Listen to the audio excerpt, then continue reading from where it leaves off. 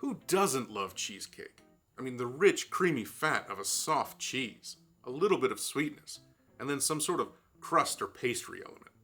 And depending on how loose your definition for cheesecake is, this could encompass everything from New York-style cheesecake all the way to cannoli. And in almost every culture on Earth where milk is present, there is some form of cheesecake. Hell, even the lactose intolerant have trouble resisting the sweet siren song of cheesecake and will occasionally indulge themselves, and then later deal with the, consequences. Milk was a bad choice. While the heavenly goodness of one of mankind's greatest dairy-based creations cannot be denied, it is certainly a sometimes food. It is not anything that you can eat with any real regularity just because of how decadent it is. But, what if I told you that there were a more reasonably proportioned cheesecake that you could eat with shocking frequency, any time of day, and with almost no guilt? Well, that's amazing news for my fellow cheese lovers. How much cheese have you eaten today? I had a lot of cheese. I had a block of cheese. Does that calm you down? And here is where typical Slavic restraint with food actually plays to our benefit, in an unassuming dish called Syrniki. By reducing the sugar, using a much less fatty cheese, and nearly eliminating the breading element, you're left with something that tastes very similar to a dessert-style cheesecake, but can be eaten as a light breakfast or lunch, and is versatile enough for even the sweetest sweet tooth. But I have this incredible sweet tooth. What is it? Cheesecake. What kind? Chocolate. Oh, I think this could be the beginning of a beautiful friendship. So get ready to have a new brunch favorite or anytime treat, because today I'm going to teach you guys how to make Syrniki. Syrniki are incredibly straightforward. You just need 400 grams of semi-soft cheese, 1 large egg, 50 grams of sifted cake or all-purpose flour, a pinch of salt, and 40 grams of sugar. Here I am using 30 grams of white granulated sugar and 10 grams of vanilla sugar for flavoring. Feel free to customize your Syrniki and swap out the vanilla sugar and instead use citrus zest, nuts, extracts, chocolate chips, dried fruit, or herbs. Or you can go crazy and add all of them. You do you, boo. Keep in mind, more flour will result in a denser, cakier Syrniki, while less flour will make a softer, creamier Syrniki. Also, you can reduce the sugar and increase the salt to make a more savory version, but I would not use more than 40 grams of sugar per 400 grams of cheese. The crux of this whole dish will lie in the type of cheese you use. Traditionally for Syrniki, you will use a cheese called tvarog, a cheese most commonly mistranslated as cottage cheese. Charlie, that's cottage cheese. Cottage cheese? How do you not know what it is? Aren't you like a cheese guy? I'm not a cottage guy. The actual name for this cheese would be quark, or as it's more recently been called in American stores, farmer's cheese. This is a semi-soft cheese that is creamy but still crumbles. More importantly, it is low in fat and has a slight tang to it, like a Greek yogurt. You could likely find original tvarog in Slavic grocery stores, but the freshness might be suspect if it's not made locally. If you can't find this cheese, you can use ricotta, but this will make the dish much more of a dessert instead of a breakfast option. Alternatively, you can press cottage cheese into cheesecloth until it's much drier. Just as long as the texture and moisture content of your cheese is about the same, the dish will come out well, but it might impact the final flavor. Now that you have assembled all of your ingredients in their proper proportions, we can mix. Add 1 large beaten egg, sugar, and flavorings to the cheese and combine.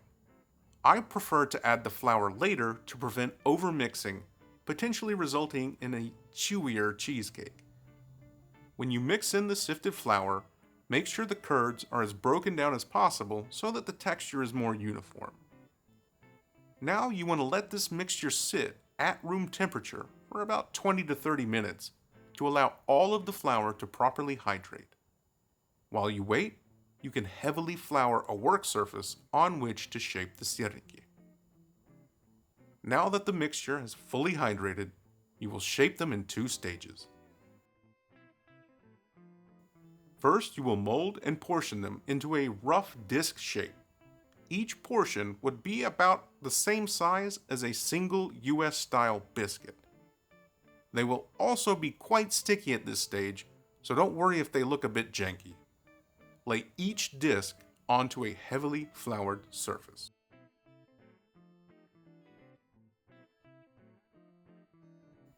Once they have all been portioned, you can now shape them. Generously cover the top with flour and begin to smooth those jagged surfaces. You will then gently hold the cheese wheel between your thumb and forefinger and roll them down a runway of flour to coat and smooth the sides. Once the entire surface has been floured, continue to shape them until they are smooth. Remember that they will melt a bit during cooking and lose some of their height and become wider.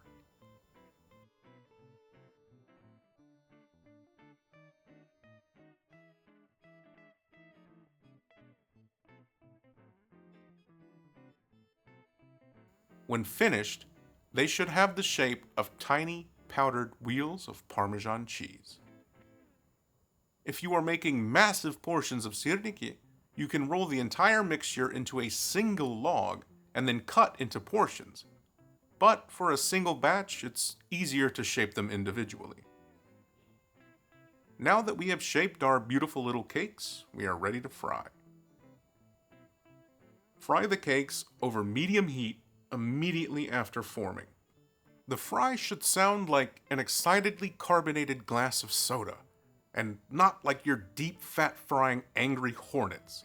If you fry at too high a temp, the crust will blacken and it will taste like burnt flour, giving it both an unpleasant taste and appearance. Remember, you are cooking something closer to cheesecake than a cheese fritter.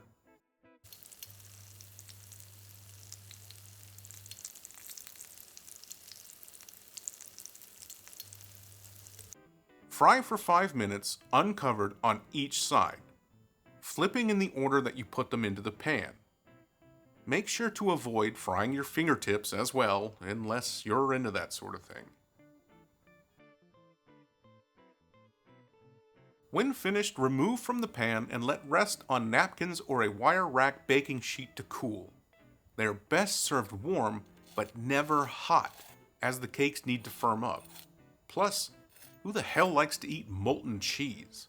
But it can be served boiling lava hot. Will it burn my mouth? It'll destroy your mouth. Now that they are done, they can be eaten as is as a light breakfast, but most people prefer to top them. Syrniki can be topped with any number of things. Sour cream and fruit being the most common.